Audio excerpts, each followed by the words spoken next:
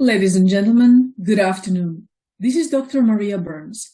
Today, I'd like to discuss an important topic, the southern border crisis, that is, the migration crisis, border security, and Title 42 of the U.S. federal legal system.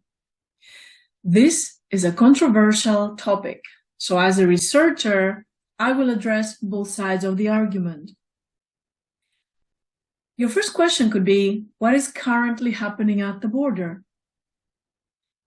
The U.S. southern border crisis pertains to an unprecedented challenge of an increase or influx of undocumented migrants.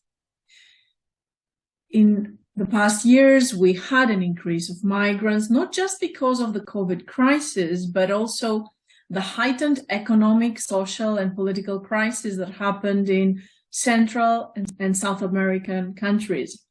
This has urged a lot of people to leave their homes back in South America and try to enter the U.S. borders, the U.S. territory.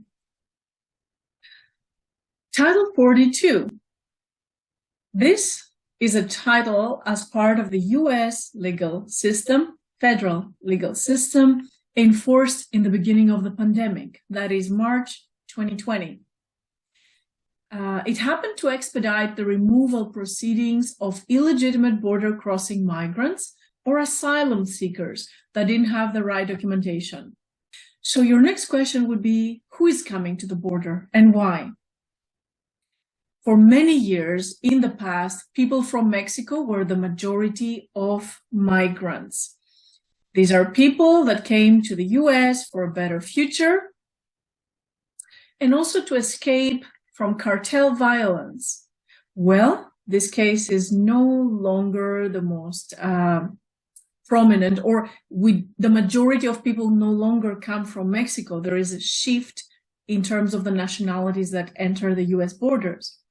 Now we have so many political, economic, and social crises in other countries like Cuba, Haiti, Venezuela, Nicaragua, and other countries. So domestic problems are forcing people out of their homes. Again, unemployment, poverty, inflation, violence, different types of cartels, different types of violence, right? But still, similar reasons are forcing people, again, to come into the U.S. borders, into the U.S. territory. How did we get here? Well, since 2020, the COVID crisis served as a domino effect. The pandemic, health crisis led to lockdowns, leading to economic problems, scarcity of goods, logistics disruptions, and a global reshuffling of trade networks. Let us now add the energy crisis caused or triggered by Russia's invasion of Ukraine. In short, this 3-year global turmoil has been especially harsh on weaker economies. Let us now discuss the open versus closed borders argument. Every country in the world has a strategy to determine whether they want their borders to be more open or more closed. Open borders means enabling free trade and travel. Therefore, when a regime favors globalization, free trade, and so forth, they select this option, which, by the way, also helps a little bit the humanitarian purposes. However, it may allow criminal entities, open borders, you don't have as much control, so criminal entities can also cross our borders. And I want you to think of cases with human trafficking and other activities. I'm going to talk about this topic shortly after. Now, closed borders, on the other hand, impose stricter rules to protect the country from criminal entities or illegitimate trade and traveling actions. And while closed borders could be good for homeland security purposes, we are more protected. At the same time, it may restrict trade and create humanitarian crisis. A golden path, a win-win solution, could be somewhere in the middle, So governments all over the world, not just the US government, are trying to find solutions where, on one hand, we all honor the human factor and create solutions to alleviate the humanitarian challenges. On the other hand, we also want to keep the bad guys away, right? The criminal entities, the cartels, and so forth. So again, let us try to find this balance. This is a goal for the American government and many other governments for multiple years now. What should people, especially populations and states that are located close to the southern border, what should these people expect in the coming days, weeks, and months when it comes to undocumented immigrants? First, the flow of migrants crossing the border is not likely to be reduced. As we see the patterns and when we use our data analysis or algorithms, these numbers are likely to increase. This may impose serious challenges to the Department of Homeland Security employees. We need to consider that the DHS comprises several agencies, offices, and so forth, including the Border Patrol, CBP, the U.S. Coast Guard, and many other agencies which are historically short-staffed. And they work really hard in very adverse, harsh conditions. Can you imagine your daily work being, having to keep the bad guys away, keeping the cartels away, right? That's a big deal.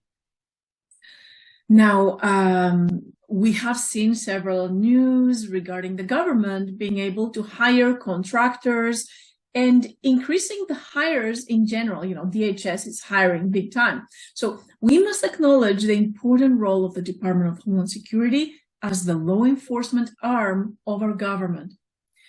This means that the DHS do not make the legal decisions or regulations, rules, and protocols. They follow what the law, the federal law, stipulates. So this, I believe, is an overlooked component.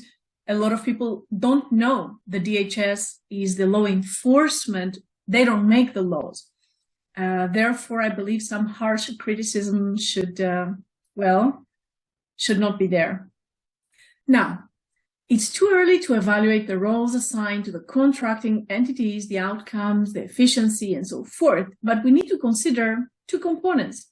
On one hand, the humanitarian crisis of separated families and children may be resolved to some extent. On the other hand, criminal groups such as human traffickers, drugs and weapons smugglers, money laundering or contraband criminals may take advantage of the increased flow of migrants. They will have a larger crowd to target. And bad guys, again, the human traffickers and all of these transnational criminal groups might try to recruit by force, deceit, or coercion some innocent people, including the thousands of migrants that are trying to enter the border.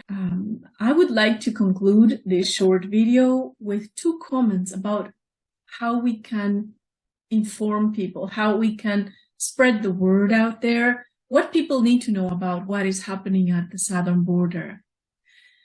First, we must acknowledge the important role of the Department of Homeland Security and its agents. These are people like you and me that work tirelessly across the borders. Again, envision yourself having to fight dangerous criminals day after day after day. Not easy. Let us remember that DHS are law enforcement agents. They don't make the rules, they enforce the federal laws, protocols, and procedures. A lot of credit and appreciation should be granted to DHS agents. So that's one of the points I need to underline.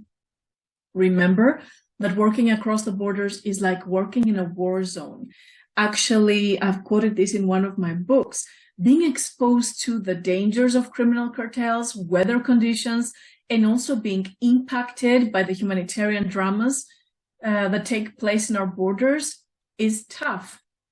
we must certainly give a lot of credit to the Department of Homeland Security for everything they do.